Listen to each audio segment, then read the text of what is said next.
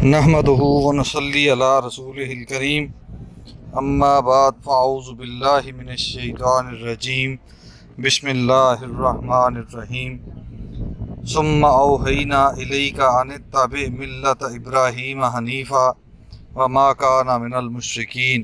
صدق اللہ العظیم۔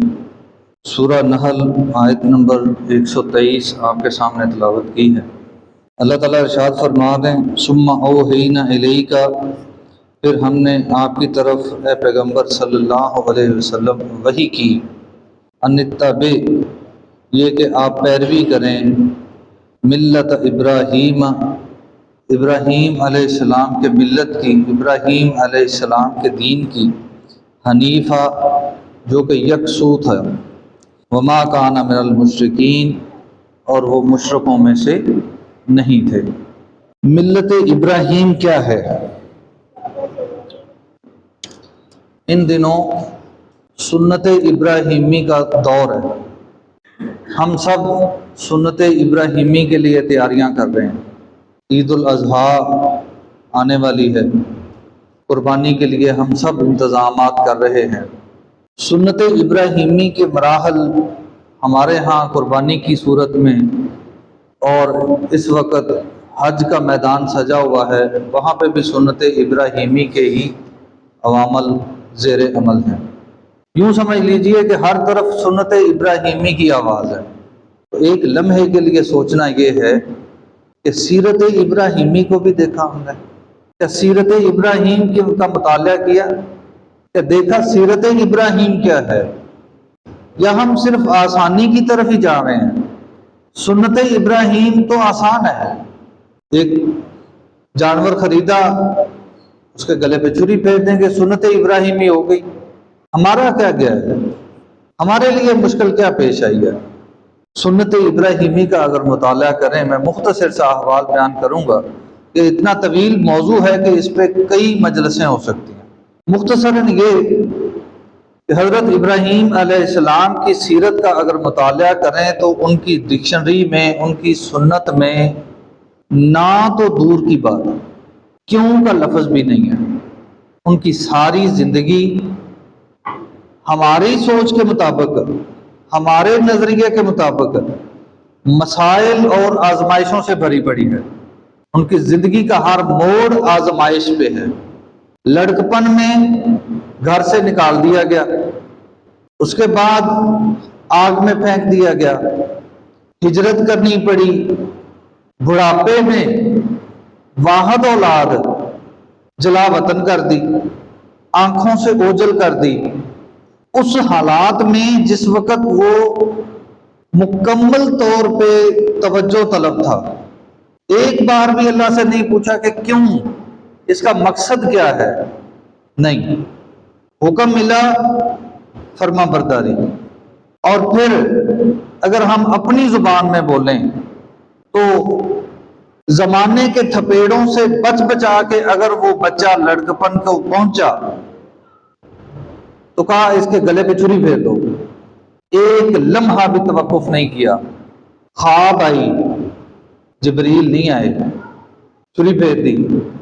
ہر لمحہ، ہر موڑ کس بات سے تعبیر ہے؟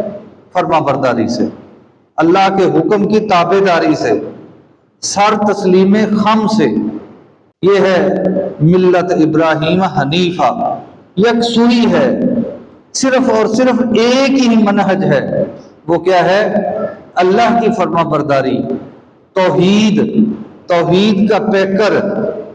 بلکہ یوں سمجھ لیجئے کل ہم پڑھ رہے تھے اللہ کے رنگ، تو اللہ کا رنگ میں سب سے خوبصورت اور سب سے اہم رنگ توحید کا رنگ ہے، اور جس کی تعبیر حضرت ابراہیم علیہ السلام، کہ وہ شخصیت جس نے تابع داری، فرما برداری کی، اس معراج کو پہنچے کہ اللہ تعالیٰ نے اس ایک ذات کو امت قرار دیا، ایک ذات کو امت قرار دیا، اور نبی رحمت صلی اللہ علیہ وسلم کو حکم فرمایا کہ ملت ابراہیم کی اتباع کیجیے۔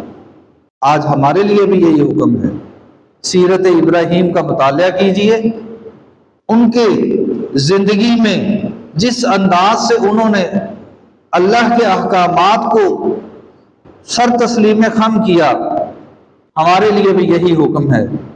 ایک سوال آتا ہے کہ وہ تو جی پہنچی ہوئی ذات تھے، نبی تھے، برگزیدہ بندے تھے، ہم کیسے اس معراج کو پہنچ سکتے ہیں؟ بالکل نہیں پہنچ سکتے، اس معراج کو پہنچنے کی بات بھی نہیں ہے۔